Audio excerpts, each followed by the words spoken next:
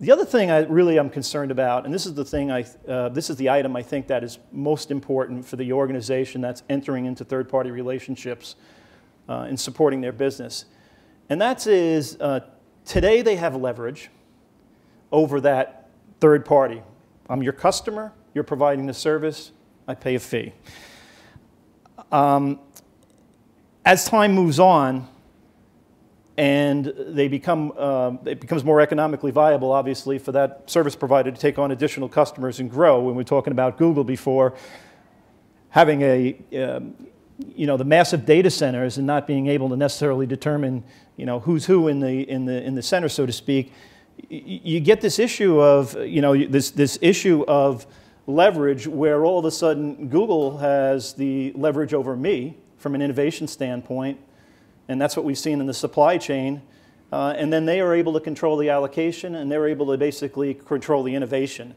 And I think at a very high level, outside the legacy risks of security and integrity and availability and all those things that I'm sure we'll discuss, those are the three areas that I would be most concerned about from a risk management perspective. So it is a much more complex environment.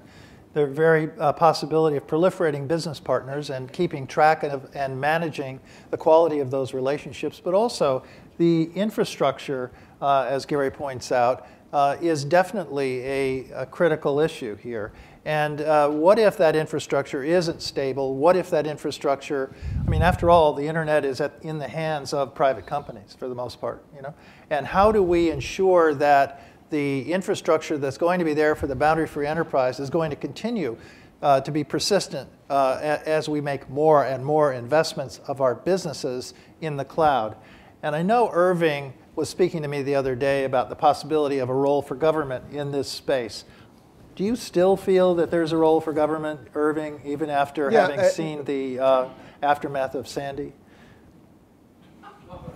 Well, first of all, by the way, if a CIO tells me that they're worried about cloud services because of security, the first question I would ask him or her is, are you world class?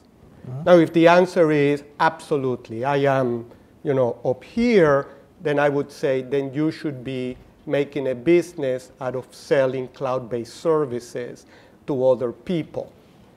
The reality is the vast majority of CIOs, and when I say CIOs, I don't mean the person, their organization is not world class. And so the question I would then say with managing critical services is, are you sure you can do a better job than what highly professional organizations that do this for a living can do? Mm-hmm. Now, if the answer is absolutely I can, then go ahead and do that. But if you screw up, you'll have a lot of things to answer as to why you thought you were world class, and it turns out you really should have been playing in AA, not up here. And I think we're going to see more and more of those questions. The people talk about security and the risks of security and the concern about whether my data is secure, but really, can your company do it as well as somebody who does this day in and day out? That's the common sense question. It is the question. And the answer is, how can they? It depends. And by the way, there is a difference between picking a company to provide the lowest cost services to manage pictures of your family and picking a company to manage electronic medical records. Right. And I would say those are very different RFPs. And again, you would hope that the appropriate CIO organization would manage those different.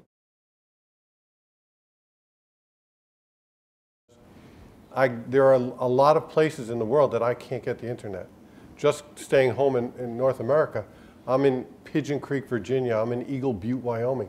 And there's no internet connectivity for these sites. I'm at mine sites.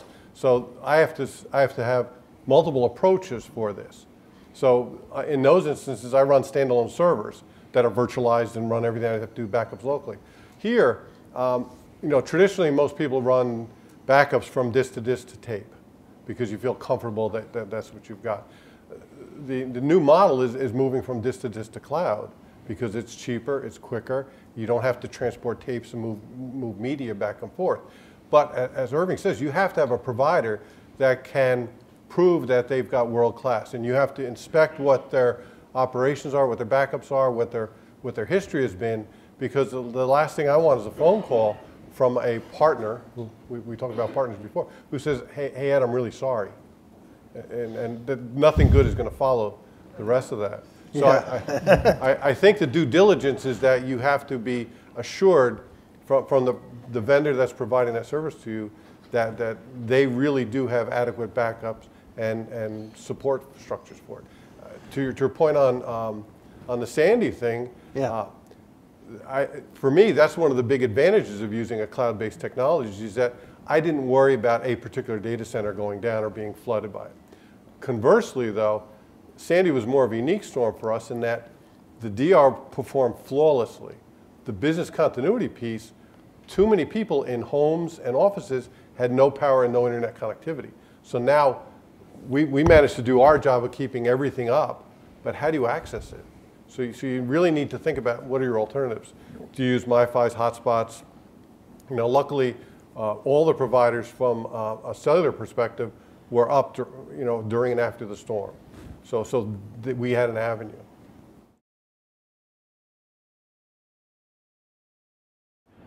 I think the biggest risk in cloud is not going fast enough. Okay. A large organization cannot go very fast, like a big tanker. Okay. So if they say, it may be risky, should we do it, should we do it? They will never start. And I am facing, I created a new word you may use called niphophobia.